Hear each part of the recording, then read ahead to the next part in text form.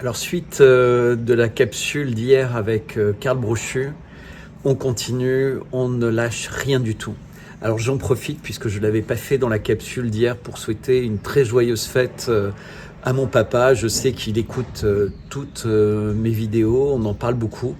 Il m'envoie toujours beaucoup d'informations pour s'assurer que je ne passe à côté de rien, un peu comme s'il faisait mes revues de presse depuis très longtemps. Donc j'étais bercé dans cette manière de m'informer différemment et puis j'ai eu la chance de pouvoir faire de très longues études dans des domaines variés et puis j'ai eu plein de vies personnelles et professionnelles. Donc tout ça évidemment a été très enrichissant et j'essaie de le partager avec vous, sachant que je continue sans cesse à m'informer, à regarder ce qui se passe.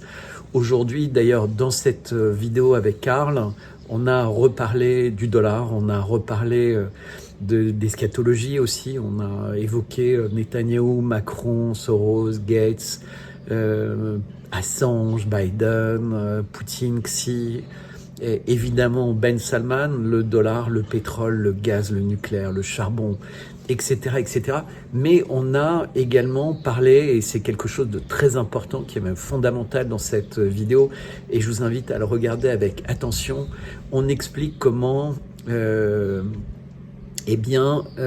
culture trans est une culture qui est faite pour détruire la communauté gay complètement. Et vous allez voir pourquoi.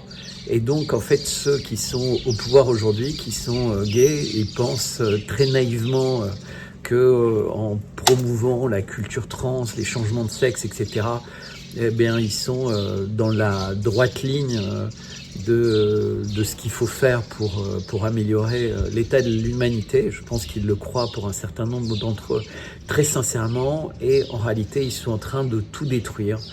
Et donc on sent que certaines communautés, elles se renforcent de plus en plus et prennent de plus en plus de pouvoir et que bizarrement toutes celles qui deviennent fortes en fait sont détruites de l'intérieur par elles-mêmes et c'est quelque chose d'absolument fascinant à observer parce que finalement personne ne se rend compte de ça. C'est comme si on était spectateur d'un film sans sous-titres et moi je m'applique avec des gens comme Karl Brochu et d'autres à vous apporter les sous-titres de ce film, à vous apporter l'analyse.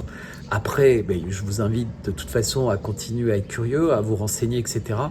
Mais il y a tellement de charlots, il y a tellement de charlatans, il y a tellement d'escrocs et de menteurs que j'imagine que c'est très très dur de faire le tri. Moi j'ai fait le tri, j'ai quasiment éliminé entre guillemets de dans mon environnement toutes les chaînes soi-disant résistantes, tous les partis soi-disant résistants. Les personnes avec lesquelles je continue à m'entendre bien sont ceux qui savent s'engager sur le génocide de Gaza, ceux qui s'engagent évidemment sur le côté ridicule de l'attitude occidentale par rapport à la Russie de Poutine, mais également évidemment sur les injections, sur le climat, sur tous ces sujets-là.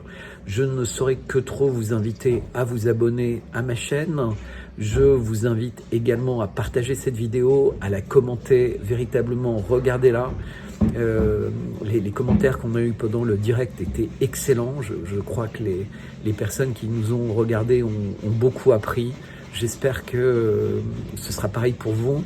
Donc je compte sur vous. N'hésitez pas à me contacter dans les commentaires directement, me contacter sur X, à me rejoindre avec ma lettre d'information Substack, alors Substack, et vous faites Bertrand55. Substack, ça s'écrit SUBSTACK.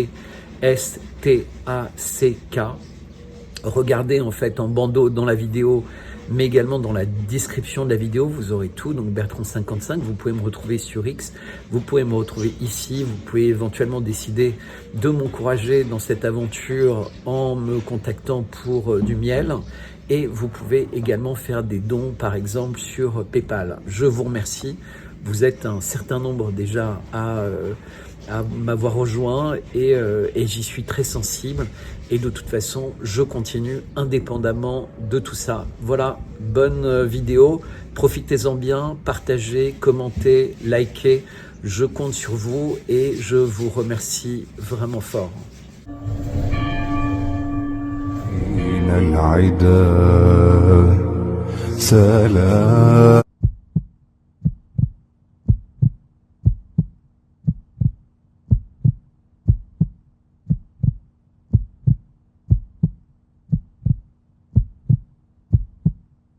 Donc il y a ce sujet très important du pétrole.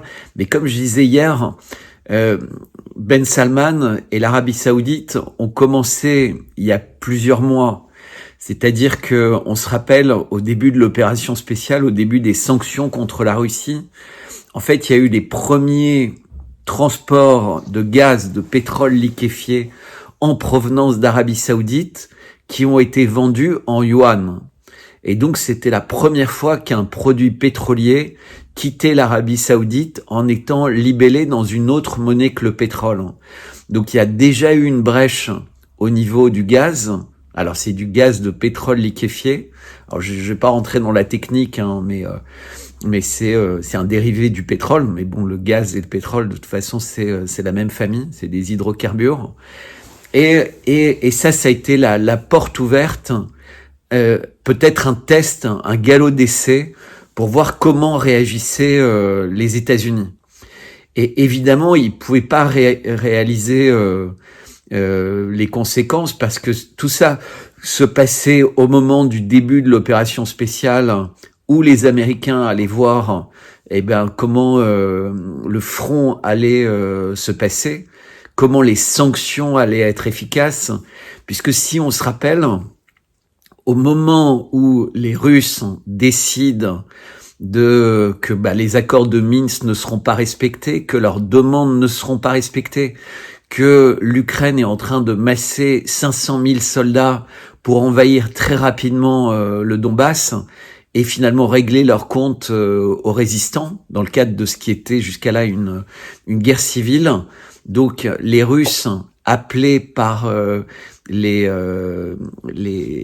résistants donc de ces républiques qui voulaient être plus autonomes dans le Donbass, a décidé de lancer l'opération spéciale.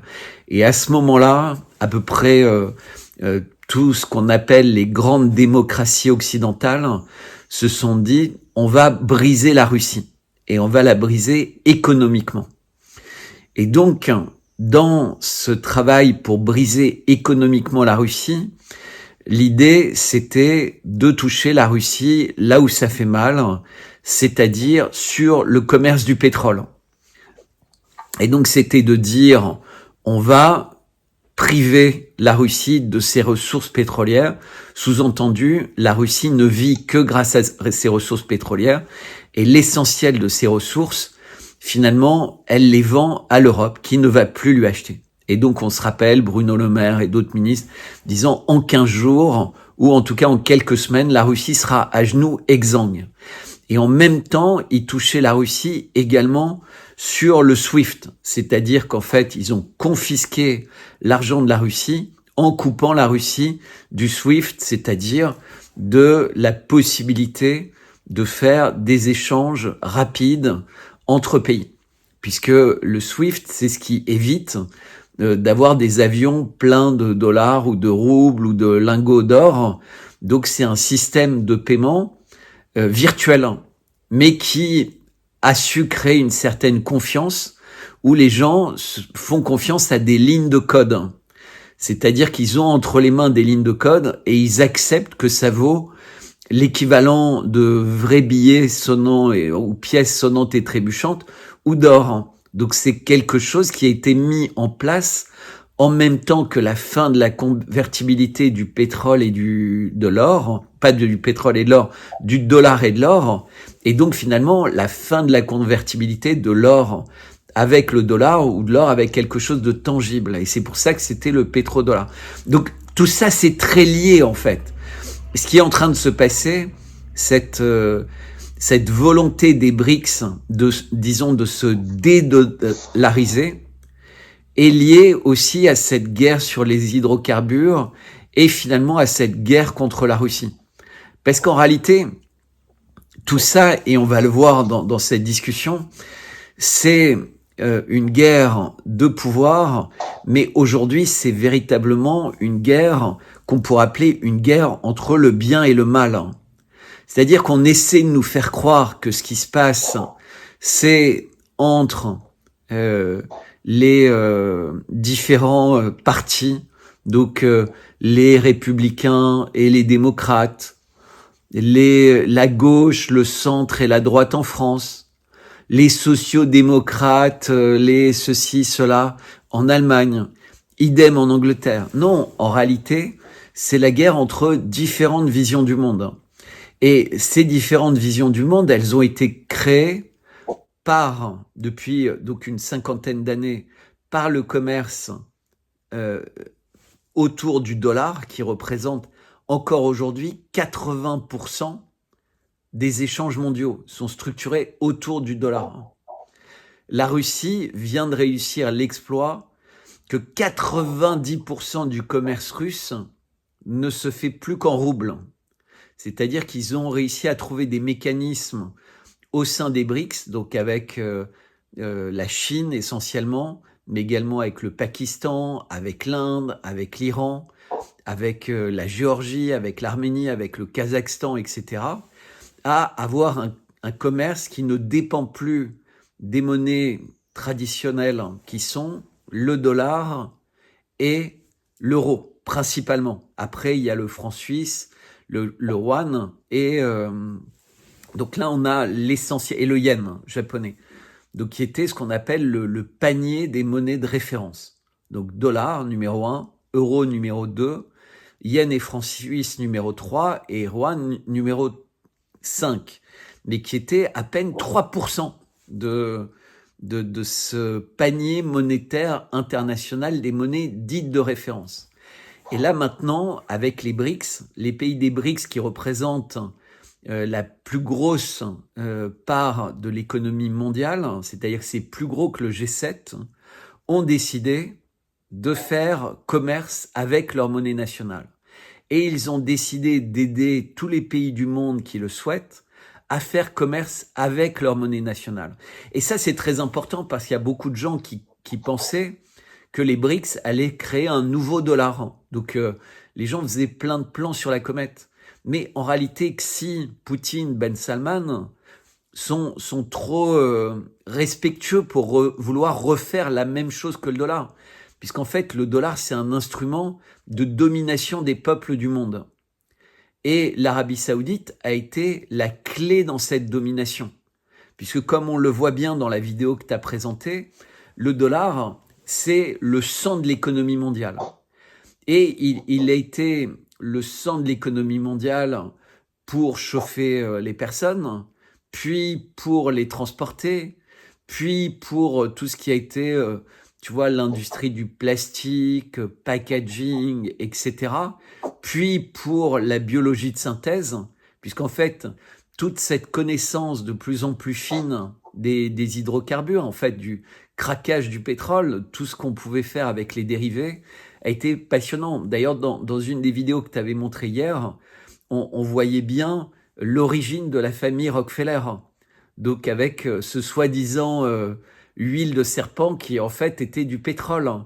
Et si les gens qui nous regardent ont déjà vu un film, une série qui s'appelle Angélique, Marquise des Anges, eh bien à un moment dans ce film, il y a un Perse, un Iranien, qui fait des recherches sur le pétrole et il appelle ça la momie, en disant on n'a pas fini de découvrir toutes les possibilités de cette huile qui sort du sol. Donc le pétrole, c'était un miracle, en fait, un don de la nature, puisque c'est un produit complètement naturel, mais c'est comme l'énergie nucléaire, entre de mauvaises mains, ça peut devenir quelque chose d'abominable, puisque c'est quelque chose qui a permis d'asservir les peuples. Et il y a toujours cet exemple en disant quand un pays, si tu veux, se met à chercher du pétrole, il y a la moitié de la population qui se dit pourvu qu'ils n'en trouvent pas. Parce qu'en fait, ça peut te rendre riche, mais en fait, ça va surtout attirer la convoitise des Américains qui vont vraisemblablement détruire ton pays. Et tu regardes le malheur de tous ces pays qui ont trouvé du pétrole, la Libye, la Syrie, Gaza, un des enjeux de Gaza, de la Palestine, c'est le pétrole en Méditerranée.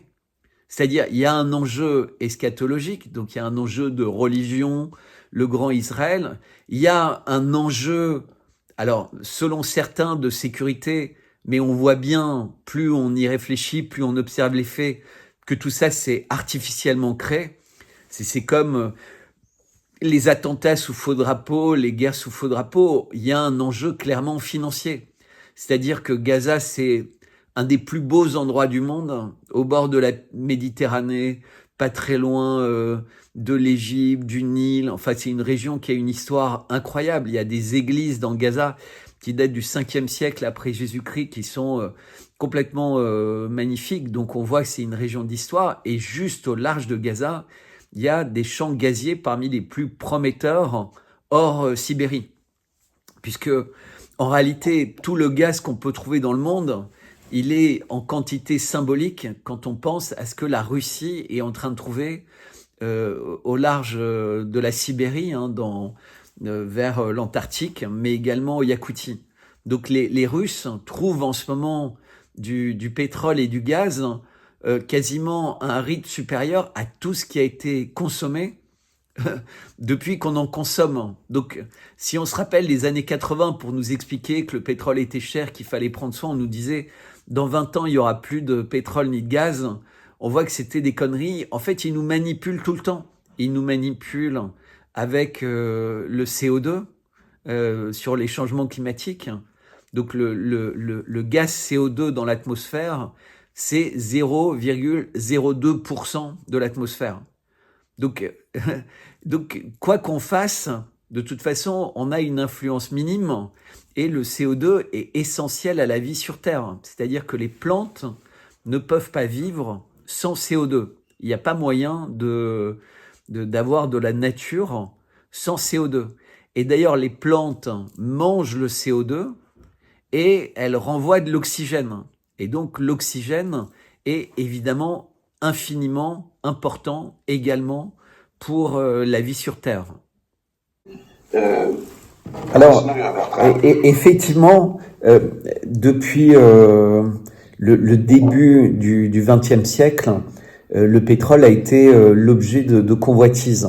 Mais en réalité, si tu te rappelles, jusqu'à la guerre des 6 jours, donc fin des années 60, puis ensuite début des années 70, avec le changement sur le pétrole, il était pas cher. Le pétrole était une denrée qui était pas chère.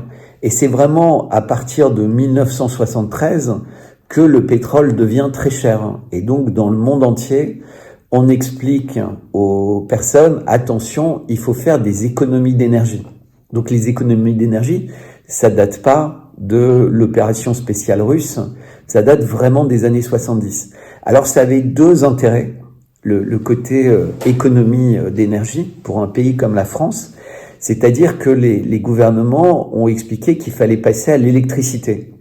Parce que la France était en train de devenir une puissance nucléaire avec le plan Mesmer. En fait, on avait construit beaucoup de centrales nucléaires.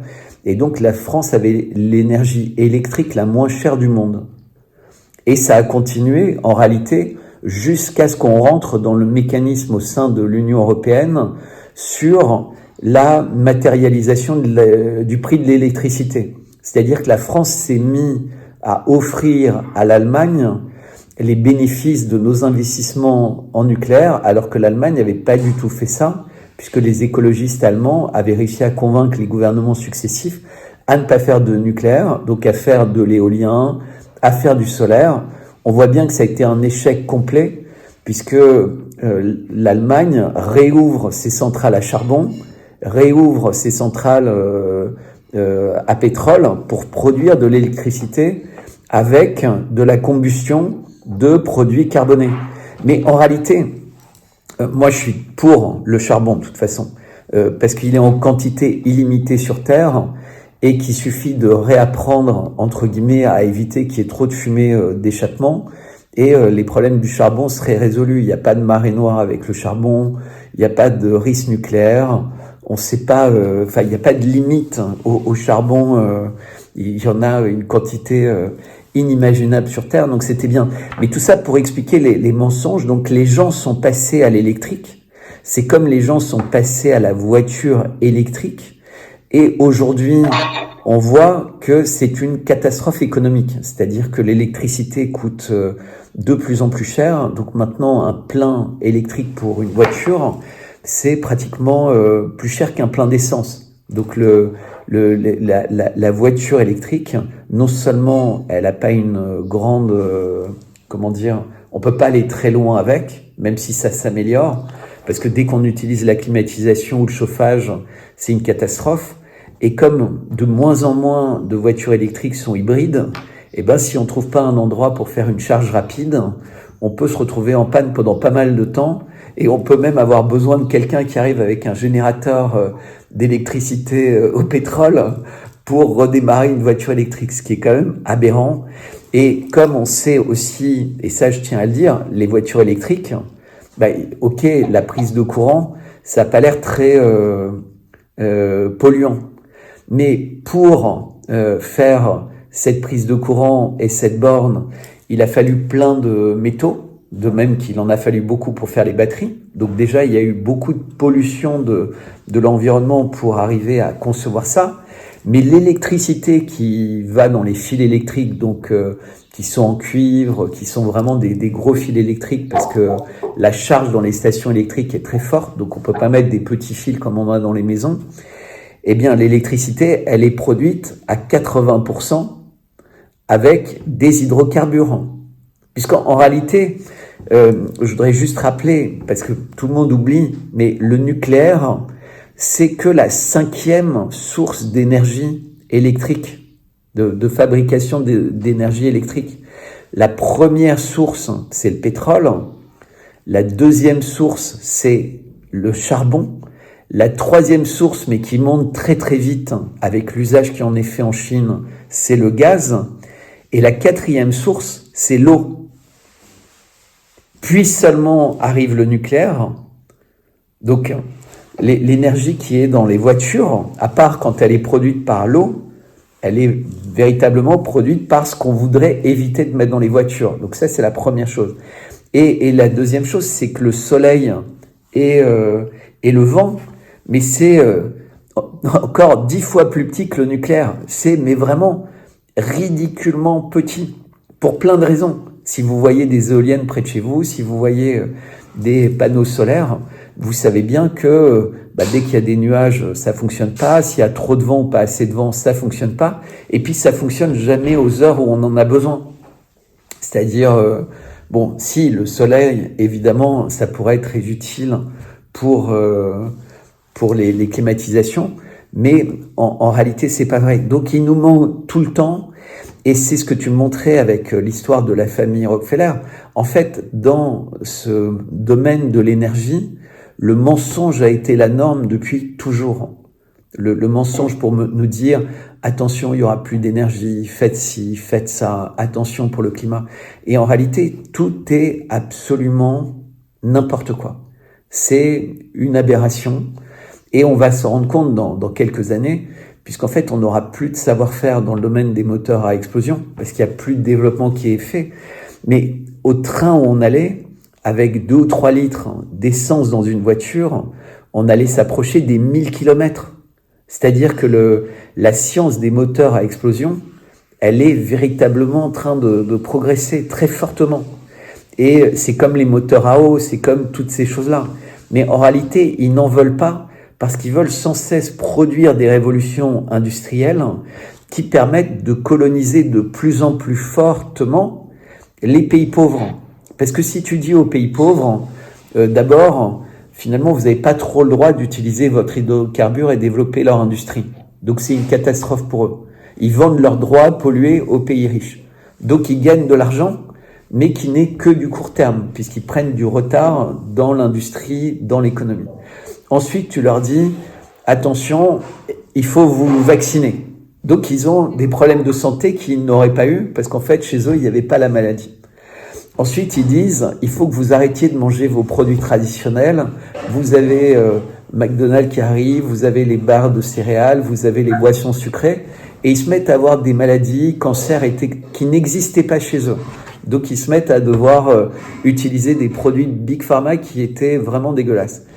Ils n'ont pas d'eau, ils n'ont pas de machin, mais ça, on résout pas ce problème. À la limite, c'est des pétroliers qui arrivent avec de l'eau au lieu d'aller chercher dans des puits. Donc on crée tout le temps la dépendance. Et là, on veut créer une dépendance de plus avec les voitures. C'est-à-dire, on leur dit ah non, mais dans le monde, il faut interdire les moteurs à explosion. Donc, on leur dit toutes les vieilles voitures que vous pouviez acheter en Occident pour les utiliser, pour vous déplacer, c'est interdit, vous allez devoir acheter des voitures neuves électriques, mais que vous ne pourrez pas utiliser parce que vous n'avez pas de réseau électrique pour recharger les voitures. Donc, ce sera uniquement possible dans les villes de 15 minutes. Donc, si tu veux, tout est fait pour, à l'échelle de la planète, enfermer les gens dans des villes de 15 minutes et qui sont contrôlées. Et il faut savoir que c'est machiavélique parce que les voitures électriques, c'est des voitures qui sont très intelligentes. Donc, ce qui veut dire que quand tu montes dans une voiture électrique, si tu es quelqu'un que l'État soupçonne de pas être très sympathique, la voiture électrique, elle peut t'amener sans que tu puisses rien faire. Tu peux pas tourner la clé du contact, tu peux rien faire. Elle t'amène au commissariat, voire même elle t'amène directement en prison. Donc tu es dans la voiture, les portes se ferment et la voiture t'emmène là où ils vont envie de t'emmener. Il peut même y avoir à terme des gens qui sont des terroristes et qui hackent la voiture électrique et qui t'emmènent. Ils ont même plus besoin, si tu veux, d'essayer de te choper sur le chemin d'un aéroport à la ville avec une moto pour piquer ton sac à main. Il suffit qu'ils aient un informaticien génial qui va télécommander ta voiture pour t'amener je sais pas où et qui va... Non mais... Et donc tout ce dont on parle avec la guerre du pétrole, la guerre des énergies, la guerre du dollar, en fait c'est la guerre du contrôle de l'humanité. C'est comment un certain nombre de personnes, par le mensonge, se sont attribués le contrôle du sang de l'économie, le pétrole, des mécanismes d'échanges mondiaux, ce dont on avait parlé hier avec le SWIFT, donc, et des monnaies dites de confiance pour rendre esclaves les peuples entiers. C'est-à-dire que les Américains étaient devenus hégémoniques. Donc ils avaient l'armée, ils avaient le contrôle des flux de pétrole grâce au dollar, et ils avaient le contrôle du commerce mondial grâce au SWIFT. Et en plus, ils avaient le contrôle de l'Internet grâce au fait qu'en fait, ils ont le contrôle des adresses Internet, ils ont le contrôle des réseaux sociaux, ils ont le contrôle des intelligences artificielles, des moteurs de recherche avec Google, etc. Et donc, ils avaient le contrôle de tout. Et à partir du moment où la Russie, puis la Chine, puis, comme on le voit en ce moment, l'Arabie Saoudite, disent « Nous, on ne veut pas rentrer dans ce cycle qui est très inquiétant parce qu'il va vers, on a vu avec le Covid, c'est le contrôle même des corps humains. Donc avec éventuellement à terme, tu vois, des brevets sur le contrôle de ton corps. C'est-à-dire si t'es pas sage, tu n'auras pas les bonnes pilules, tu n'auras pas les bonnes injections, tu n'auras pas les bons machins, mais comme tu les as eus, ton corps pourrait devenir à terme la propriété de quelqu'un d'autre qui pourrait venir récupérer... Ah oui, non mais ça paraît bizarre ce que je dis, mais c'est le sens de l'histoire. C'est-à-dire comment expliques-tu qu'ils ont déjà mis dans la tête des gens, avec l'écologie, que finalement le droit de polluer était un commerce. Mais le droit de respirer va le devenir. C'est-à-dire qu'il y aura des gens qui auront le droit de respirer un air de bonne qualité, donc ils auront peut-être un petit appareil qui sera lié à une puce et qui leur permettra d'avoir un air filtré, mais les autres, ils n'y auront pas le droit en fait. Où tu pourras vivre dans des zones plus... Mais en fait, tout ça n'existera pas. Ils nous mettront ça dans la tête. Tu sais, c'est vraiment comme dans les films de science-fiction. C'est-à-dire que les personnes qui nous contrôlent, ils ont une vision de science-fiction du monde qu'ils désirent pour nous. Mais ça, à la limite, c'est les gens de niveau inférieur. Tu sais, c'est quand Poutine parle des vampires. Mais ceux de niveau supérieurs, donc Macron, Bill Gates, Soros, en fait, tous ces gens qui sont véritablement démoniaques. Donc je parle pas des Scholz, tu vois, Van der Leyen, ça c'est des sous-fifres entre guillemets. Mais les gens qui sont vraiment démoniaques, Netanyahou, on sent qu'ils ont une vision très apocalyptique en fait. C'est-à-dire que c'est des gens qui considèrent que sur Terre, il y a beaucoup d'inutiles, il y en a beaucoup trop, et on peut se débarrasser d'eux par tous les moyens. Donc on voit ce qui est en train de se passer, tu vois, avec la situation à Gaza, où il n'y a pas de nourriture, il n'y a pas d'eau, il n'y a pas de système sanitaire, il n'y a pas de possibilité aussi de leur apporter de l'aide, puisque toutes les frontières autour, elles sont complètement contrôlées. C'est-à-dire qu'en fait, ils sont véritablement pris au piège dans un ghetto. Mais quand on dit ça, on dit oui, mais pourquoi il dit ça sur Macron, par exemple? Comment est-ce qu'il peut dire que Macron fait ça? Parce que il tue personne, il a l'air d'être gentil, il aime une femme bien plus âgée que lui, il a choisi un Premier ministre qui est gay, il est pour l'ouverture, il est pour le respect de tout le monde, etc. Mais en réalité, c'est pas du tout ça. Si tu regardes le parcours d'Emmanuel Macron, depuis qu'il a pris le pouvoir, petit 1, il s'est séparé de tout le monde, il a créé un parti En Marche, et tous ses adversaires ont été détruits sur le chemin. Fillon, etc. Alors, et puis Marine Le Pen ont été détruits par les médias. Donc Fillon a été détruit pour des toutes petites affaires qui ont été montées en épingle comme si elles étaient énormes, et il a été trahi par des gens qui ont rallié Emmanuel Macron. Et Marine Le Pen, elle a été présentée comme une personne extrêmement fasciste, alors qu'on sait très bien qu'elle n'est pas fasciste, au contraire, elle est presque compatible avec Macron. Mais cette image a été créée artificiellement. Donc Macron, qui était quelqu'un de complètement inconnu, et qui est toujours inconnu, a été élu triomphalement en France avec 80%. Et cette personne qui était inconnue et qui se présentait comme sauveur de la France, etc., qui allait faire travailler les gens entre eux, eh ben, avec la crise des Gilets jaunes, il nous a montré qu'en réalité, il était d'une violence incroyable. Il écoutait pas les gens. Il a utilisé la police, mais comme aucune autre démocratie l'avait fait avant lui. On avait l'impression d'être à l'époque de Pinochet, quand on voyait les images en France. Combien de personnes ont perdu des yeux, la main, etc. En fait, c'était complètement abracadabrant. Et tout ça aussi avec des infiltrations de Black Bloc. Pourquoi faire? Pour qu'en fait, les peuples, d'une part, ils aient de plus en plus peur de manifester, et ça a très bien marché, que les gens comprennent que ça servait à rien de contester parce que c'est lui qui décidait. Et il n'a jamais arrêté d'être un chef de file de ça. Il l'a été pour les injections. On sait bien que la France a été un des modèles. Alors le Canada était pas loin, mais vraiment la France a été leader dans ce domaine, puisque c'est nous qui sommes les seuls à être allés jusqu'au pass vaccinal. Et le pass vaccinal, il a été voté en catimini pendant les vacances de Noël 2021. C'est-à-dire à un moment où tout le monde comprenait que finalement, ceux qui n'avaient pas encore compris que le Covid, c'était pas aussi terrible, que le vaccin était clairement pas efficace, puisqu'on était en train de parler de doses tous les 6 mois, mais sans vraiment comprendre dans quelle mesure un vaccin nécessite ça, etc., etc. Il a été aussi le chef de file pour affronter la Russie. Donc on voyait bien avec nos ministres, avec la réunion à Versailles, et il est toujours dans ce rôle. Il est le premier à avoir parlé d'envoyer des troupes au sol. Il est celui qui vient de donner des avions ultra modernes, et pas des avions un peu d'autres générations ou d'anciens d'avions russes. En fait, il donne l'exemple de l'escalade.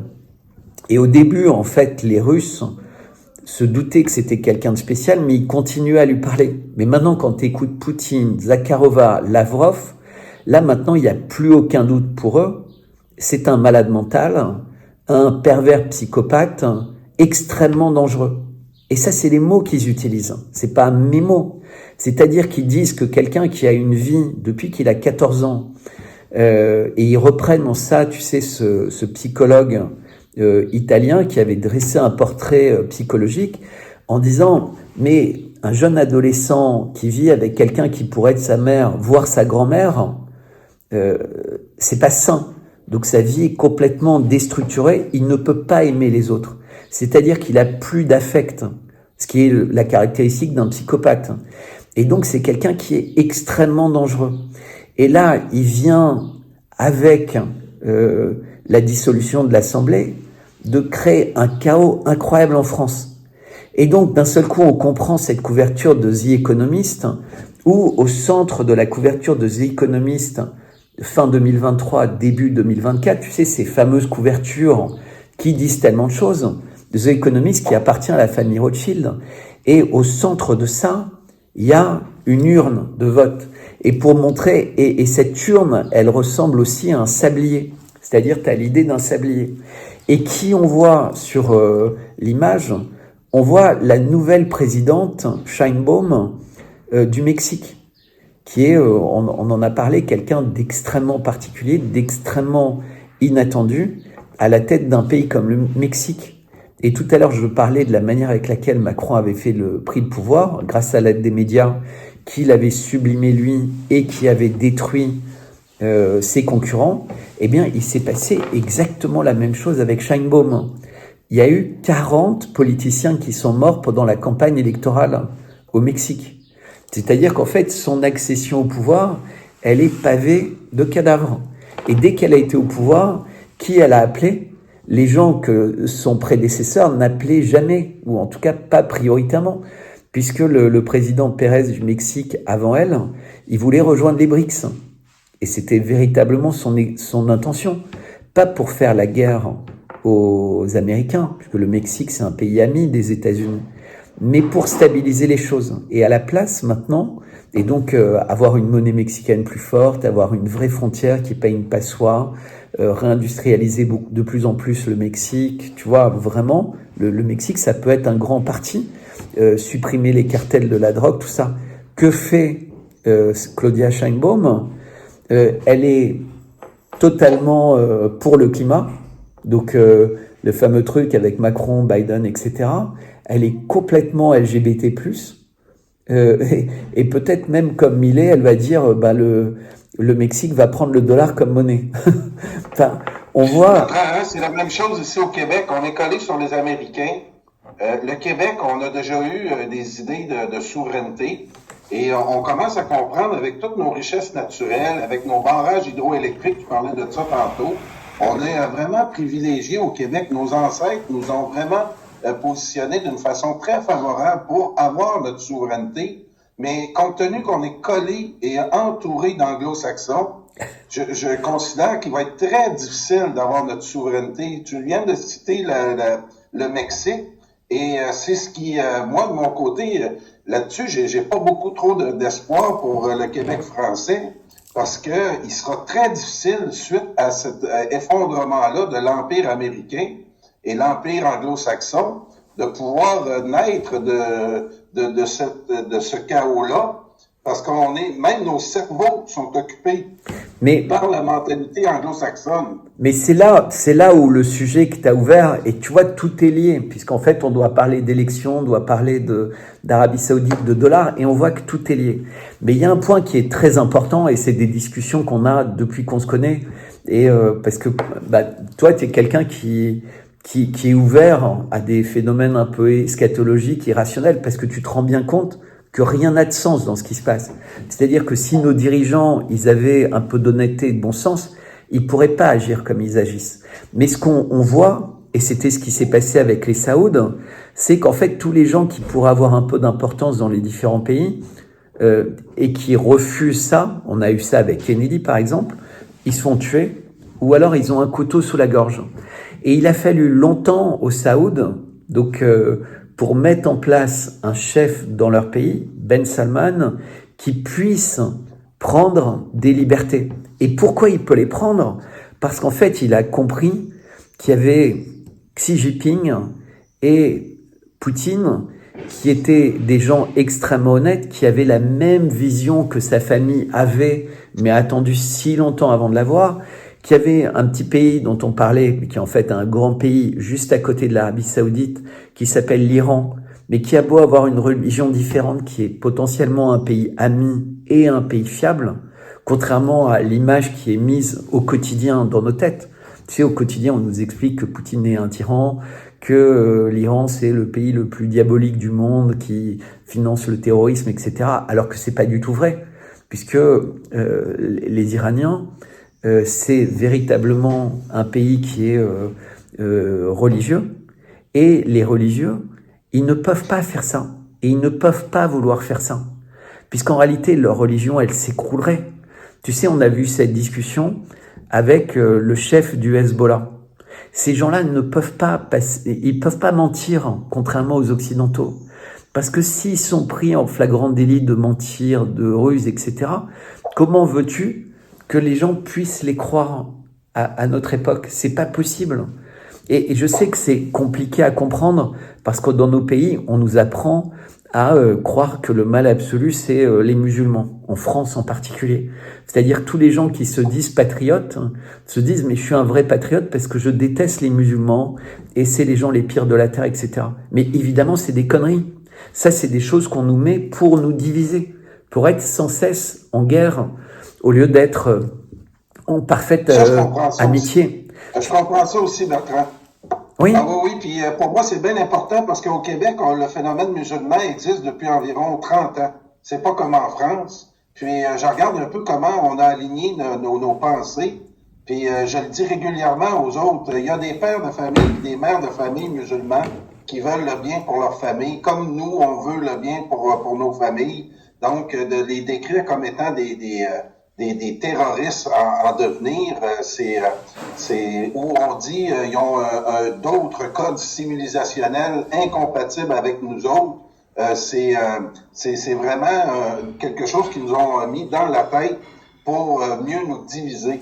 Je suis aussi sensible au phénomène du remplacement de la population.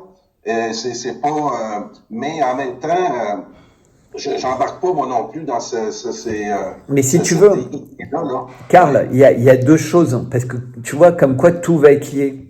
Le 11 septembre, si tu veux, les États-Unis sont, semble-t-il, une passoire, puisque il y a 5 groupes terroristes différents qui prennent le contrôle d'avions, qui envoient des enveloppes soi-disant avec de l'anthrax, etc. Donc d'un seul coup, tu dis, ils sont complètement infiltrés.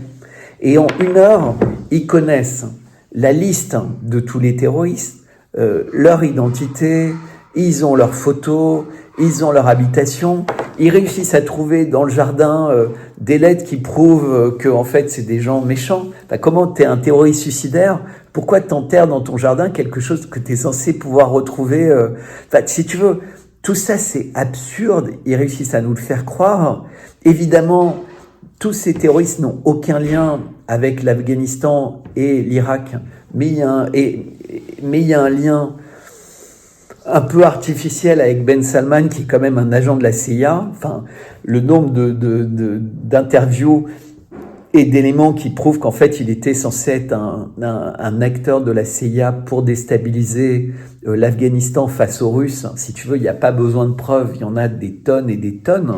Donc c'était quelqu'un qui était engagé pour que les Russes quittent l'Afghanistan, qui est un pays très riche et qui est un pays de passage important. Bon, pour le 11 septembre, hein, rappelez-vous quand même qu'il y a 2 avions qui ont fait tomber 3 tours, qui étaient des tours complètement indestructibles, etc.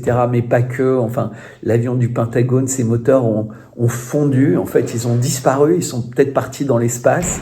Et il y a un avion qui s'est écrasé, pareil, dans des champs, et idem, ils ont rien trouvé, alors que quelques minutes avant, les gens téléphonaient avec leurs appareils, alors que c'est impossible à cette date-là, d'être au téléphone dans un avion qui vole, surtout dans une zone où il n'y a pas d'antenne, rien du tout. Mais en fait, tout ça, c'était fait un peu la même chose qui s'est passée avec le 7 octobre, ça a été pour attiser l'effet spectaculaire d'un drame qui a permis d'une part aux Américains de lancer le Patriot Act, donc de prendre l'autorisation de surveiller tout le monde, Et donc, ça a été le développement total de la NSA.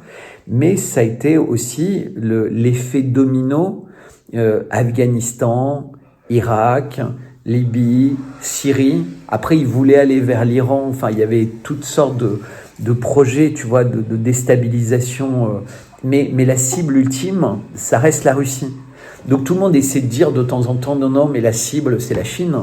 Pas du tout. La Chine n'est pas véritablement une cible pour les Américains, puisque la Chine, elle a effectivement beaucoup d'argent, beaucoup de capacité industrielle, une grande population, mais il manque à la Chine quelque chose, c'est toujours pareil, c'est le pétrole et le gaz, mais aussi la religion.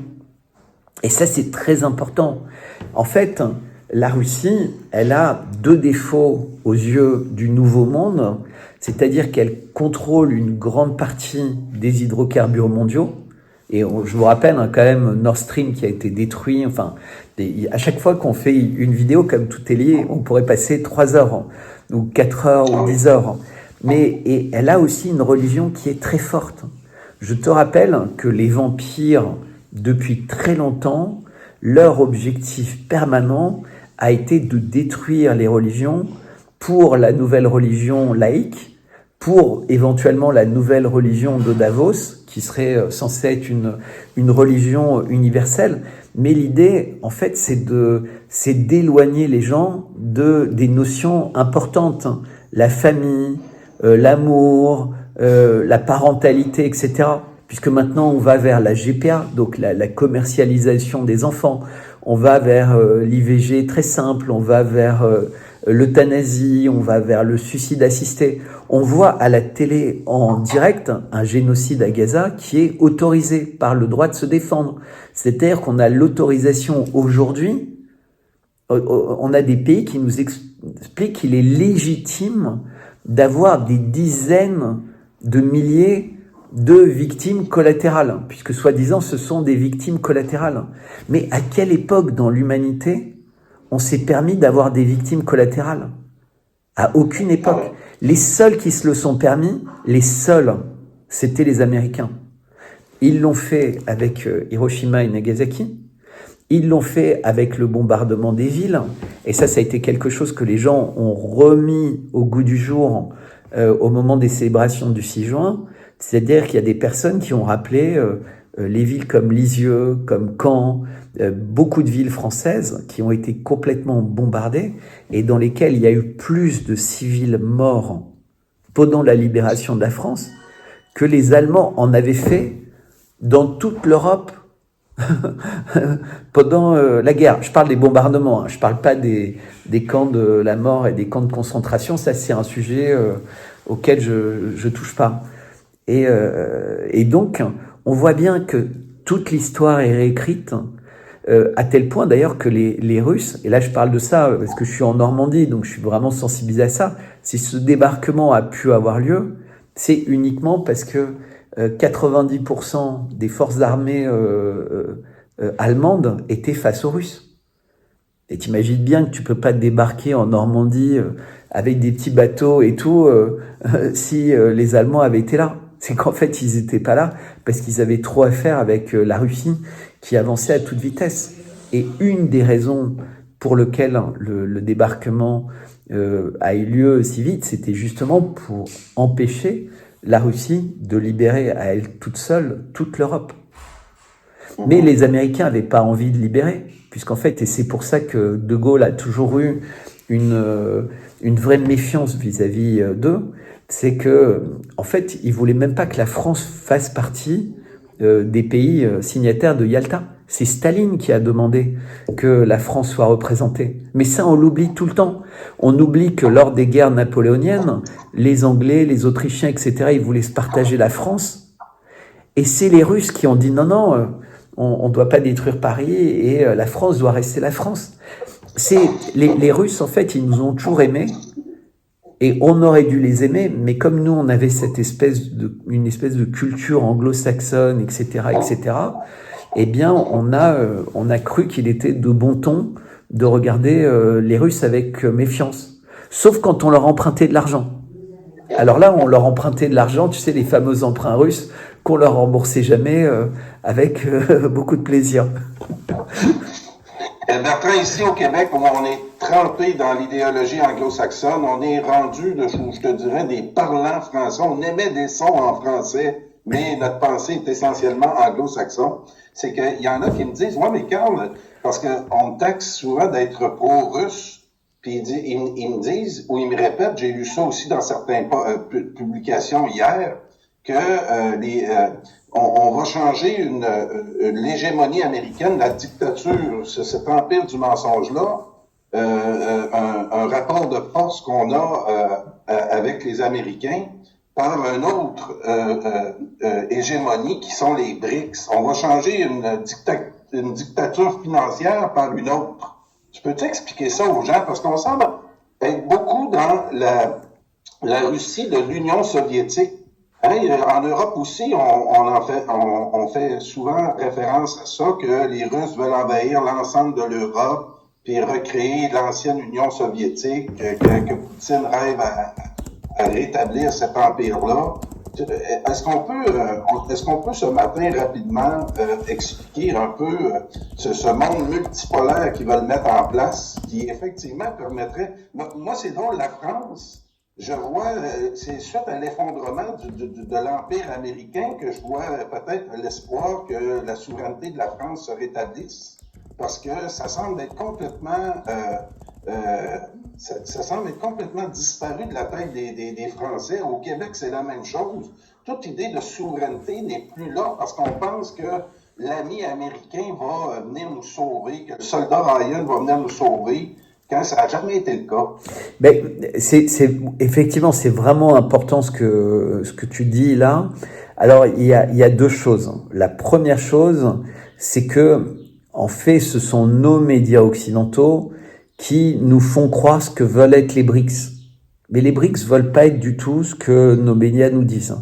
Les BRICS, en fait, ils veulent, entre guillemets, recréer les mêmes outils qui ont été créés à une certaine époque, mais leur donner une vraie autonomie, c'est-à-dire mettre à leur tête et mettre en place des règles qui évitent et qui empêchent à un pays de prendre le pouvoir. Petit 1. Donc c'est pas le yuan qui va être la monnaie, c'est pas le rouble, c'est pas un mélange de yuan et de rouble, c'est peut-être qu'il y aura une monnaie qui va être basée sur l'or ou basée sur des produits agricoles. En fait, ça va être quelque chose qui va être une vraie richesse. Ça, c'est la première chose. Les mécanismes des BRICS, mais comme devraient l'être les mécanismes de l'ONU, du Conseil de sécurité, etc., ils doivent être fondés sur la logique et le bon sens, pas sur l'hégémonie. On voit bien qu'aujourd'hui, les Nations Unies ne fonctionnent que par des tractations, des trafics d'influence, des menaces, etc., comme l'Union européenne. Tu vois, la Hongrie dit, moi, je veux pas accueillir plus de migrants que j'en ai déjà parce que je ne sais pas le faire, mon pays est en crise. Eh bien, l'Europe met une amende énorme à la Hongrie. Mais c'est considérable, c'est des centaines de millions d'euros. Où va cet argent? À quoi il va servir? Est-ce que, enfin, tu te dis, mais tout ça, c'est absurde. C'est-à-dire qu'en fait, on croit que on a besoin de ça pour assurer notre défense et notre protection, alors qu'en fait, ça n'existe que pour nous enfermer plus. C'est-à-dire que les gens qui ont vécu l'URSS disent, mais l'Union européenne, c'est l'URSS. Les gens qui ont vécu le nazisme disent, mais l'hégémonie de certains, c'est pire que le nazisme. Les nazis auraient peut-être même pas osé faire ça. Tu vois, on dit comme une blague, le nazisme, c'est les Ausweis. Tu sais, Ausweis, please. Tu sais, pour montrer que tu as un laissez-passer. Mais la France, pour les JO, elle va implémenter le même type de laissez-passer. C'est-à-dire qu'en fait, la France des JO, c'est plus que ce que l'Allemagne nazie n'a jamais osé faire. Je ne sais pas si vous réalisez. C'est-à-dire que pour un mouvement de fête, un moment de rencontre, un moment, On nous a tellement mis dans la tête qu'il y avait du terrorisme, qu'il y avait ceci, qu'il y avait cela, qu'il fallait accepter une société de surveillance extrêmement. Et tout ça, ça a commencé avec le 11 septembre, avec le Patriot Act. Évidemment, la surveillance, elle avait lieu depuis toujours, mais ça s'est accentué. Et donc, c'est vraiment important d'avoir en tête tout ce rôle, entre guillemets, des médias qui nous disent l'inverse de la réalité. C'est-à-dire que la raison pour laquelle les médias chinois, les médias russes, tous ces médias sont pas mis en avant, voire sont censurés par les moteurs de recherche, etc., c'est que eux, ils nous disent la vérité. C'est-à-dire que quand tu écoutes les discours des BRICS, quand tu écoutes les discours de Poutine, de Xi, de Lavrov, etc., tu entends, entre guillemets, ce que eux ont en tête. Mais nous, en fait, on nous présente ça en inversant ce qu'ils disent et en donnant l'impression que l'Occident est le garant contre ça. Mais c'est absolument faux. Et c'est exactement ce qui se passe en politique, en France, en ce moment, avec cette campagne ultra rapide. Enfin, je ne sais pas si les gens réalisent que on est à 15 jours d'une élection, d'une nouvelle élection. Enfin, et personne ne comprend encore ce qui se passe. Parce que il y a que des divisions, il y a que des problèmes, ils se mettent pas d'accord entre eux, ils veulent protéger leur siège, ils veulent ceci, ils veulent cela. Et en fait, c'est comme dans toutes ces choses où les gens se disputent, ils se mettent d'accord sur le plus petit dénominateur commun. Et le plus petit dénominateur commun, celui qui fâche pas, c'est en apparence que Macron propose. Et donc, ils se sont tous alignés sur Macron. On n'aime pas la Russie, il faut sauver l'Ukraine. L'Ukraine, c'est la démocratie. Mais c'est pas la démocratie, l'Ukraine. Il n'y a plus d'élection présidentielle. C'est pas prévu par la Constitution. Les partis d'opposition ont été interdits. Il n'y a plus de médias d'opposition. Il y a même des blogueurs américains qui racontaient ce qui se passait en Ukraine, on en avait parlé la dernière fois, il est mort en prison. Merde, à chaque fois j'oublie son nom. Oui, je sais, ça fait 2-3 fois qu'on le cite, effectivement, l'autre chose que tu me fais penser, Bertrand, c'est Ken Pereira, que je fais venir maintenant à l'émission le dimanche matin, puis qui me disait, puis ça va poursuivre ton explication, là, que Poutine rêve à l'ex-URSS. Il dit, si vous pensez, il dit la classe moyenne va être directement attaquée par cet effondrement-là de l'Empire américain. Puis on va la remplacer par un système défendu par des pays qui n'aiment pas leur population. Ouais. C'est spécial, des dictatures. Ouais, mais puis là, j'ai essayé de faire comprendre que ça a pu. La Russie, c'est plus l'Union soviétique d'il y a plusieurs années, mais pourtant on est encore sur ce logiciel-là. Et ça va être intéressant que tu viennes échanger avec Ken Pereira éventuellement, parce que j'ai pas tes connaissances, puis ça va permettre peut-être aux Québécois d'être mieux informés sur ce qui se passe réellement en ce moment avec les BRICS. Lorsqu'on semble dire on va remplacer une dictature financière par une autre qui eux aiment pas leur peuple. On est encore dans l'idée que c'est des dictatures. On est vraiment dans le logiciel de la guerre froide qui, à mon avis, le monde a beaucoup changé depuis ce temps-là. Exactement. Mais je vais raconter une anecdote qui est vraiment importante puisqu'on est à la veille des Jeux Olympiques et ce sont les premiers Jeux Olympiques où aucun pays n'a boycotté, a dit « je vais pas aux Jeux Olympiques de Paris ». Mais la France a boycotté un pays, et un unique pays, la Russie. La France n'a pas boycotté l'Iran en disant « c'est le pays des mollahs ». Non, les Iraniens, ils seront aux Jeux Olympiques. A pas boycotté Israël, qui est accusé de génocide, mais qui a également été condamné pour génocide maintenant. C'est-à-dire il y a eu des instructions qui ne respectent pas, mais il y a eu une vraie condamnation. Il y a la Cour pénale internationale qui recherche quand même, qui voudrait émettre un mandat, donc le procureur, contre Netanyahou et son ministre de la Défense. Il y a les chiffres et les images qui sont apocalyptiques. Pourtant, ils vont être invités. L'Ukraine, comme j'évoquais, c'est plus du tout une démocratie, c'est devenu une dictature avec un pantin qui est au pouvoir. mais qui se permet de donner des leçons au monde entier, d'aller en t-shirt voir le pape. Je croyais qu'il était juif. Pourquoi le pape reçoit Zelensky comme un messie? Zelensky qui est reçu par ailleurs pas du tout en Israël, ils n'ont pas voulu le voir, ils ont eu trop peur que ça soit trop visible, que finalement ils étaient en bonne organisée pour pourrir entre guillemets la vie des Russes. Mais en tout cas, il n'y a pas d'élection là-bas, il n'y a pas de parti d'opposition, il n'y a rien. Et en même temps, on voit que maintenant, les Russes ne mâchent plus leurs mots. J'évoquais, je crois que c'était hier, mais je vais le redire, tout ce que disent les Russes par rapport à Israël, par rapport aux États-Unis, par rapport à la France, par rapport à l'Ukraine, maintenant, ils ne font plus dans la diplomatie. C'est-à-dire qu'ils ne font plus semblant de croire qu'il y a le moindre espoir d'avoir face à eux des acteurs respectables et respectueux, puisqu'ils n'ont jamais respecté le moindre accord. Ils n'ont pas respecté Minsk, au contraire, ils ont été pris dans des caméras cachées, montrant qu'ils n'avaient pas l'intention de les respecter, que c'était juste pour gagner du temps. Ils n'ont pas respecté les accords au moment où l'URSS a accepté de se disloquer, de pas avancer vers les frontières russes. Ils n'ont pas respecté les accords de désarmement du Japon, puisque maintenant ils voudraient installer des missiles et des missiles nucléaires au Japon.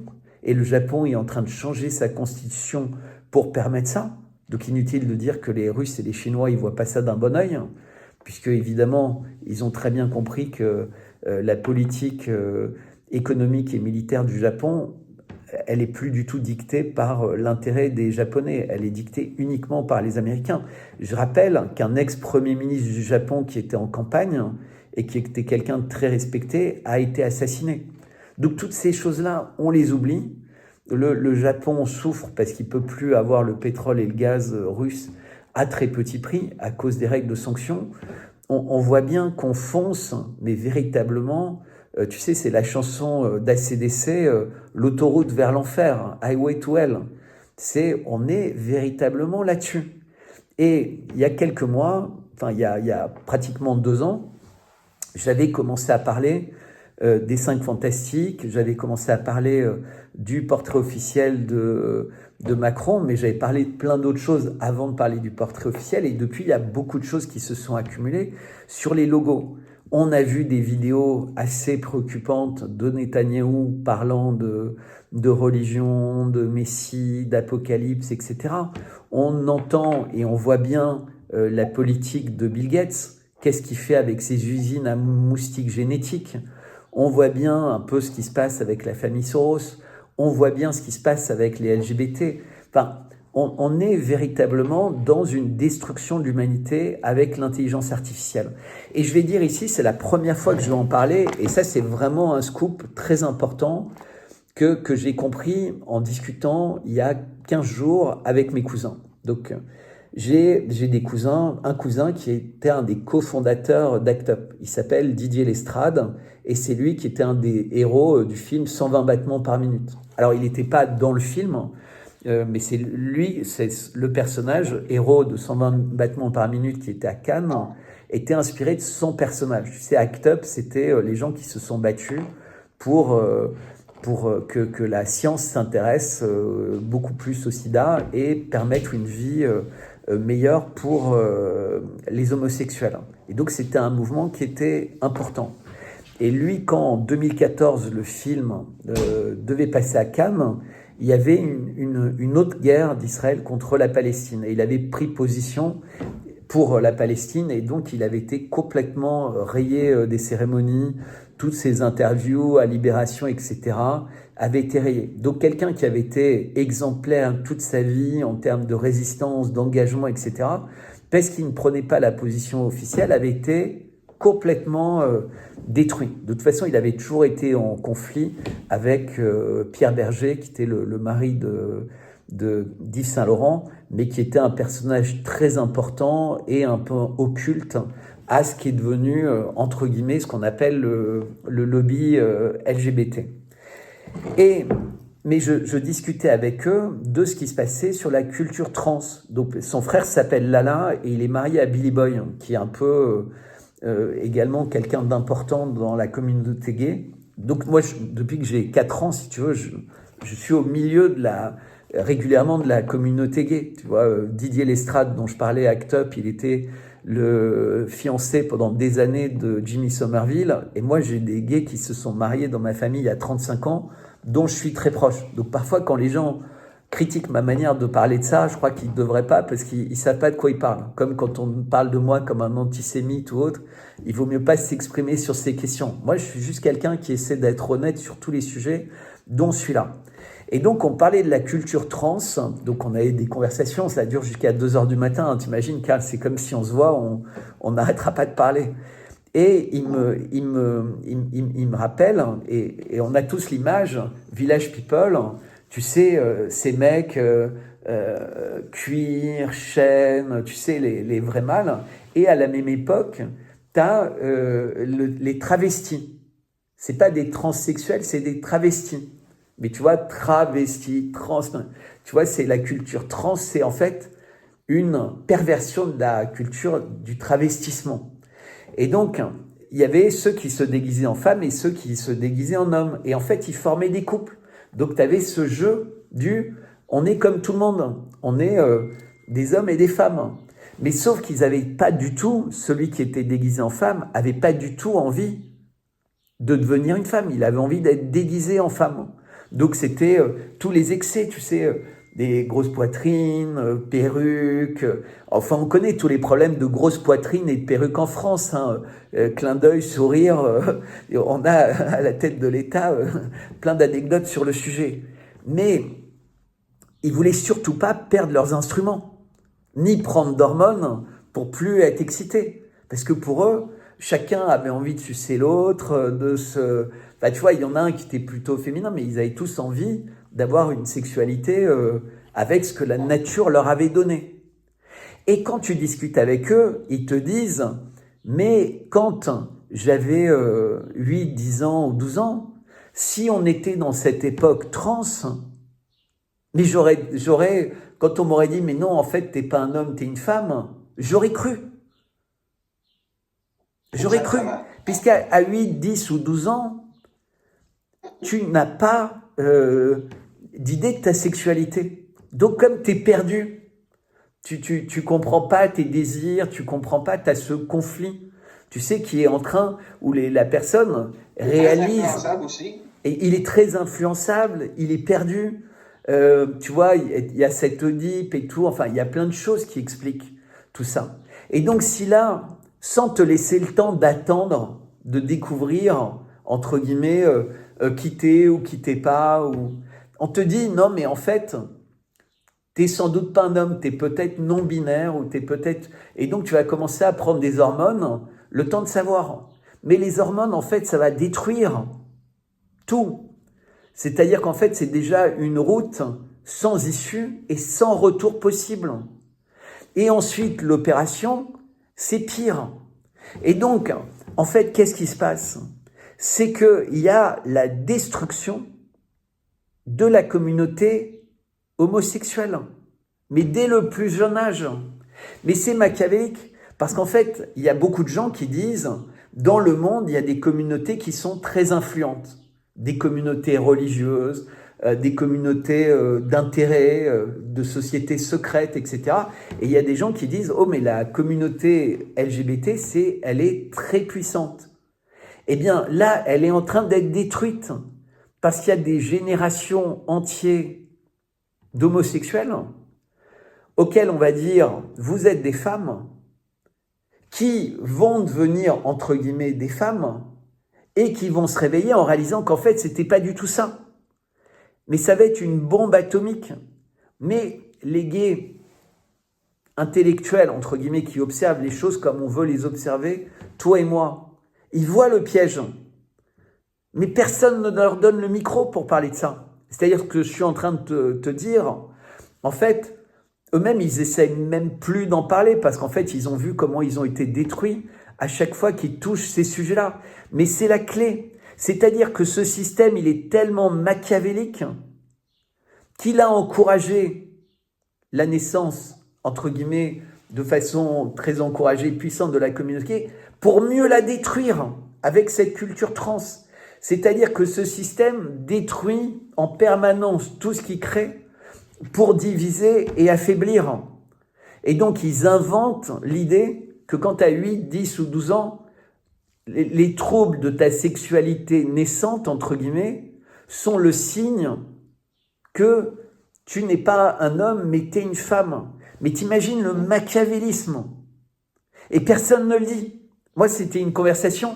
Et en fait, cette conversation, on l'a eue presque par coïncidence en voyant une vieille vidéo, un vieux film Super 8, où ils montraient des films qu'ils avaient fait dans les années 70, tu vois, 80, bien avant le sida, bien avant toutes ces choses-là, tu vois, et où tu voyais, en fait, tu avais déjà des gens qui, quand ils étaient en soirée, ils se déguisaient déjà en hommes et femmes, mais c'était le travestissement, et ils ont travesti en trans. Alors que quand tu discutes avec des transsexuels, donc des gens pour qui c'est même pas une question d'être une femme perdue dans un corps d'homme. Ça existe médicalement, c'est une réalité scientifique, et j'ose pas utiliser ce terme scientifique. Mais ils partagent exactement ce que je dis. J'en ai plein avec qui je suis ami. Ils partagent à 1000% ce que je dis. Mais ils sont jamais dans les médias, ces gens-là. Tu ne les vois jamais dans les médias. Dans un lancement de livre, moi je les appellerais des conservateurs. Exactement. Au Québec, nous, c'est à puissance 1000, là, les défilés de la fierté gay qui disent hey, au Québec, on était en train d'être acceptés. Et là, eux autres, avec leur folerie, sont en train de créer une division qu'on ne souhaite pas du tout, nous, la communauté. Et avec toute leur folerie là, d'opérations, de changement de sexe et autres, sont en train de nous faire passer pour des extrémistes, ce qu'on n'est pas. Puis, c'est en train de tout défaire le travail qu'on avait fait au Québec depuis plusieurs années. Mais en fait, ils détruisent toutes les communautés organisées. C'est-à-dire que dans la communauté homosexuelle, tu as différentes branches. Tu as la branche qui est, comme tu dis, conservatrice. Donc eux, ils n'ont pas envie de faire du prosélytisme. Ils sont un peu comme ce que dit Poutine. Ils veulent juste pouvoir avoir une vie normale, avoir les mêmes droits, pouvoir donner un héritage à l'homme qu'ils aiment, pouvoir. Mais ils n'ont pas envie de GPA. Ça, c'est la branche très politique, très prosélytique des gays qui ont été complètement organisés, pervertis par la politique, pervertis par l'argent et qui sont un peu au pouvoir, entre guillemets, puisque t'as qu'à regarder en France, t'as qu'à regarder au Canada, t'as qu'à regarder partout dans le monde, on voit bien qu'il y a une vraie influence, entre guillemets, très forte. Le Premier ministre français, il était fier de dire qu'il était gay lors de son discours de politique générale devant le Parlement. Donc tu dis, il y a quand même ça. Et donc, ce pouvoir, eh bien, il va être détruit. Il est attaqué. C'est-à-dire qu'il y a des gens qui ne veulent pas partager le pouvoir. Ils ne veulent même pas ça. Et donc, mais ce qui est drôle et triste et pitoyable, c'est que ces gays sont en train de participer à leur propre destruction. Mais ils s'en rendent pas compte. Parce que c'est ça le diable. Le diable, il te fait faire ce qui te détruit. Et c'est ce que j'essaie d'expliquer tout le temps. C'est que personne ne veut véritablement parler du bien et du mal. Les gens préfèrent dire « je suis un patriote, je suis un social-démocrate, je suis un machin ». C'est des conneries. Mais c'est des conneries. Soit vous êtes con, soit vous essayez d'être intelligent. Mais voilà, soit vous voulez faire le bien, soit vous voulez faire le mal. Soit vous vous autodétruisez en acceptant tout ce qui se passe, vous bouffez de la merde, vous voulez pas payer quelque chose qui est bon, vous faites confiance à des gens qui vous montrent depuis des années, qui vous détruisent, etc., etc., etc. Soit vous dites, non, eh bien maintenant, moi j'ai envie véritablement de retrouver les choses saines, et alors là, je parle toujours du miel, tu sais, c'est quelque chose qui est un peu au centre de ma vie. Et donc, soit vous voulez faire ça, soit vous voulez pas faire ça, soit vous voulez vraiment continuer cette descente en enfer. Mais c'est exactement ce qui se passe. La sexualité, la pornographie, en fait, le MeToo, tout ça, c'est des choses en plus qui ont complètement dénaturé les relations humaines. Il faut savoir que la génération des adolescents qui s'est pris de plein fouet la période Covid, t'imagines, il y avait plus de boom, il y avait plus de machin. En revanche, il y avait toujours des partous pour les hommes politiques. Mais il y avait plus toutes ces choses-là qui sont importantes. Donc, tu as la destruction des familles, tu as la destruction de l'amour, tu as la destruction de la drague. T'imagines? Tu vois quelqu'un qui a un joli décolleté, qui est une bonne copine à toi, mais tu peux même pas lui dire, ouais, tu vois, tu veux pas faire une blague un peu... Mais à une époque, tout le monde aurait souri. Tu vois, ce genre de blague, c'était pas méchant, parce que la personne savait que tu n'avais pas de mauvaises intentions, et ça lui faisait plaisir. Mais maintenant, tu peux même plus faire plaisir d'une remarque. C'est-à-dire, c'est comme si on était tous stérilisés les uns par rapport aux autres. C'est-à-dire, une femme, elle veut s'habiller sexy, mais personne n'a le droit de lui dire. Mais si quelqu'un lui reproche, alors c'est que c'est un sale musulman, intégriste, etc. Donc, on est stérilisés les uns par rapport aux autres. C'est-à-dire, on peut en apparence faire ce qu'on veut, mais en réalité, on ne peut rien faire. Exactement. C'est... Bertrand, on doit mettre fin à l'émission. Il nous reste environ 5 minutes. Je dois quitter pour aller travailler, mais juste pour revenir sur le sujet du pétrodollar pour terminer l'émission.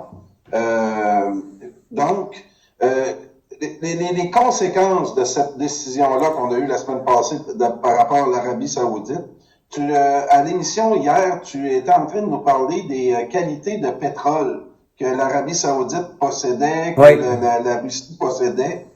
J'aimerais qu'on termine là-dessus, les conséquences que ça va avoir pour l'Occident, parce qu'à mon avis, là, c'est une nouvelle qui est majeure. Peux-tu, en guise de conclusion, là, nous parler un peu de ce qui nous attend ici en Occident avec cette perte du pétrodollar-là?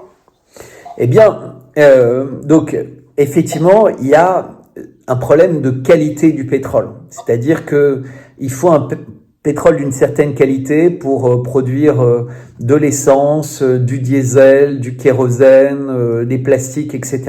Et souvent, ils sont obligés de faire des mélanges. Les Américains, c'est pour ça que les Américains continuent à acheter énormément de pétrole russe, ont levé une partie des sanctions avec le Venezuela, achètent du pétrole iranien parce que ce sont les meilleurs pétroles du monde. Ils ont la bonne richesse. Ils arrivent parfaitement. C'est comme le gaz russe de Sibérie, c'est le meilleur gaz du monde par rapport au gaz de schiste américain ou gaz d'autres pays. Tu sais, c'est le pétrole, je vais dire, c'est comme le vin ou les produits agricoles. T'as des gens qui en font du meilleur que d'autres.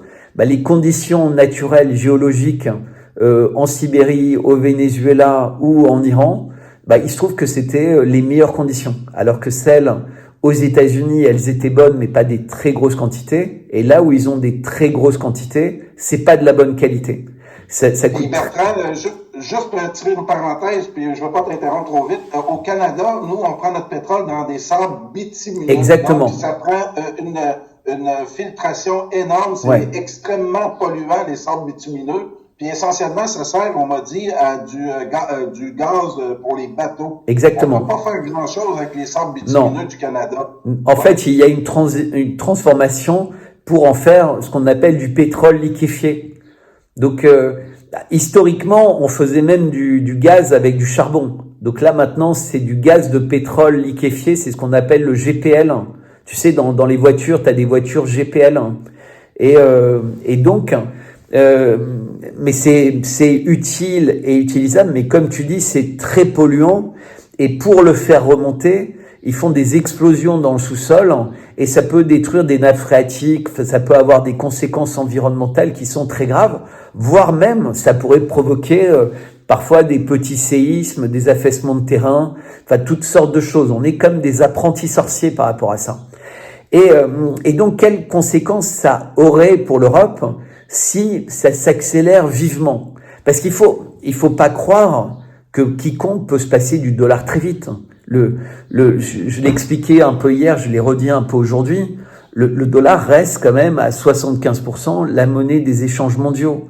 Parce que les Américains, ils ont la bombe atomique. C'est-à-dire qu'ils peuvent dire au pays, bah, t'es pas content, je te sors du SWIFT. Donc toutes les économies des pays qui peut-être ont leur réserve d'or en Suisse ou aux États-Unis, mais la Suisse obéit aux États-Unis, qui ont peut-être beaucoup d'argent qui est de l'argent virtuel. C'est des lignes de code qui disent, vous avez cet argent. Bah, combien de pays pourraient supporter ce que les Américains ont fait à la Russie? Les Américains et les Européens, ils ont quand même pris plusieurs centaines de milliards de dollars à la Russie, du jour au lendemain. Ils les ont privés de l'outil du commerce. Ils les ont privés de plein de choses qui étaient essentielles. À l'achat, puisqu'ils avaient besoin d'acheter des choses, à la vente, mais aussi en termes de logiciels, parce que toutes les boîtes occidentales qui étaient installées en Russie, du jour au lendemain, tous leurs logiciels de fabrication, les outils pour les usines, des chaînes de montage automobiles, tout ça, c'est parti. Donc les usines pouvaient plus fonctionner, ça pouvait plus tourner. Il y a beaucoup de commerces, tu vois, les McDonald's, tout ça a fermé la porte. Donc les Russes ont créé des nouvelles chaînes, des nouveaux systèmes de remplacement, mais il a fallu qu'ils soient très résilients et très rapides. Mais les autres pays peuvent pas faire ça. Parce que la Russie, elle a toujours été sous sanction, donc ils ont trouvé les moyens de mettre en place, entre guillemets, des solutions de remplacement. Et aujourd'hui, l'économie russe est très dynamique. Elle fait plus que relever la tête, puisqu'en fait, de tous les pays dits développés, c'est un de ceux qui a la plus forte croissance. Alors, pas autant que la Chine ou l'Inde, mais aujourd'hui, la Russie est réellement dans le top 5 des économies mondiales. Alors que la France recule, alors que le Canada recule, eh bien, des pays comme la Chine, comme l'Iran, comme l'Indonésie, bientôt comme le Nigeria sont en train de monter.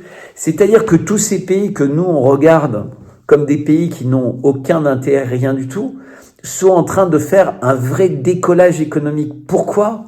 Parce qu'ils travaillent en bonne intelligence ensemble. Les relations entre l'Indonésie et la Chine sont véritablement excellentes. Et l'Indonésie, c'est un pays qui est producteur d'hydrocarbures.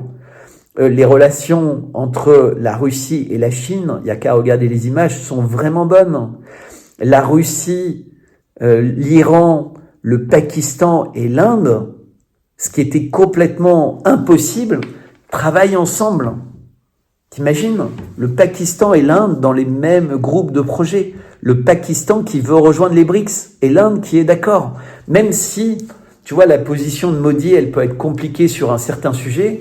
Modi, c'est pas un dictateur. Donc en Inde, il y a d'autres personnes qui participent aux décisions et qui ont fait moins de caresses à Macron, si tu veux. Qui ont fait moins de câlins, moins de machins, qui ont des positions moins faciles. Et d'ailleurs, il y avait une élection qui était très contestée en Inde. L'Iran et l'Arabie Saoudite, on le disait hier, travaillent ensemble. Et donc l'Europe est à la veille d'une catastrophe économique. Mais si nous, dans cette émission, on est capable de l'analyser, évidemment, Macron et ses consultants, ils l'ont analysé de la même manière puisqu'ils le provoquent. C'est ça que les gens qui nous écoutent doivent comprendre. C'est pas le hasard.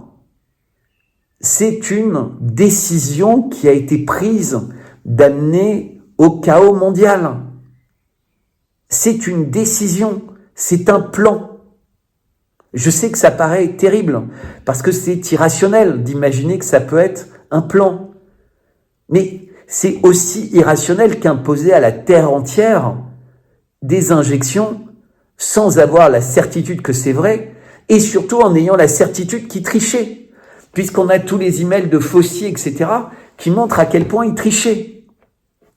Donc ces gens nous ont menti de leur plein gré, en pleine connaissance. Ils savaient ce qu'ils faisaient. Et donc ils savent ce qu'ils font surtout. Et donc il faut que les humains, qui restent humains, qui nous écoutent, sachent que c'est ça ce qui se passe. Et il faut qu'ils sachent que c'est ça qui se passe et que les élections nous emmènent exactement dans la même direction. Parce que d'un côté, il y a Glucksmann qui est dans les leaders sur la gauche. et qui impose d'être aveugle avec ce qui se passe à Gaza. Et il demande silence sur le sujet. Donc il nous demande d'oublier notre humanité, d'accepter que des milliers d'enfants, de femmes meurent pour des fausses raisons. Peut-être pour la religion, peut-être pour l'immobilier, peut-être pour le gaz, peut-être pour, je sais pas. Mais en tout cas, il y a des gens qui meurent de faim, qui meurent de soif, qui meurent de tout. Et ça, c'est inacceptable. Et on a quelqu'un dans ce parti qui dit « Silence, Israël a raison ». On a Macron qui veut la guerre avec la Russie, qui veut le laisser aller complet avec Israël, etc. Mais à droite, et je sais que ça plaît pas, puisque j'ai beaucoup de gens qui me suivent, qui sont patriotes, et il y en a plein qui veulent plus me suivre, qui machin. Mais j'en ai rien à foutre. Moi, je parle pas pour plaire à quelqu'un. Je parle pour vous aider en partageant ce que je pense. Mais peut-être que j'ai tort.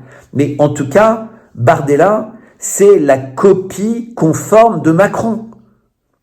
Il est pour soutenir aveuglément l'Ukraine, les armes, les sanctions contre la Russie. Il était pour les injections, il était pour les passes, il était pour les machins.